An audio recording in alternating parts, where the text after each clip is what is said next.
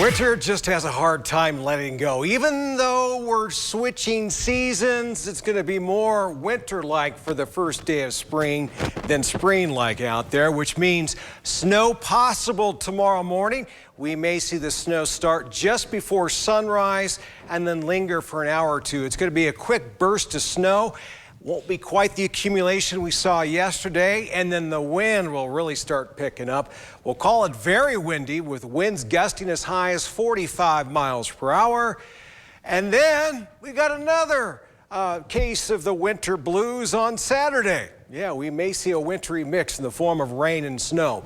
But after Saturday, you just wait. See that 7-day forecast? I think that'll put a smile on your face, especially 3 or 4 days out. Looking much better out there.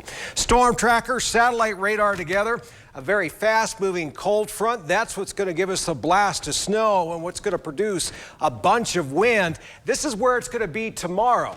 Yeah, it's behind me now. It's not going to waste any time blowing through the state into Wyoming, approaching just near Cheyenne to the northwest of there. And with it being moving so fast, we're expecting winds to really be vicious out there with wind speeds sustained 25 to 35 miles per hour. That makes it tough if you're in a high-profile vehicle or if you're towing a tall trailer, so be extra careful. Advisory goes in effect late tomorrow morning. Will run until 6 in the evening. Windiest part of the day would be tomorrow afternoon. Right now, we're seeing a little bit of wind. We'll call it breezy overnight with a temperature of 32, so a little warmer than it was last night. Clouds will continue to thicken up a bit, and that will lead to some snow early tomorrow morning. 28 in Idaho Falls tonight with the clouds increasing. Not quite the wind yet overnight. Just kind of a light breeze, but that wind will certainly ramp up after it tries to snow in the morning. We'll hit a high of 43. It won't feel like 43 when we're looking at sustained wind speeds 25 to 35 miles per hour. Same thing for you, Pocatello. I think we'll see a quick burst of snow for sure, at least in the morning. May not last all that long, but then once it moves on, that's when the wind will really start to ramp up. Winds gusting as high as 45. Elsewhere on the temperature map, we're all colder than usual as we kick off the first day of spring. 44 in American Falls.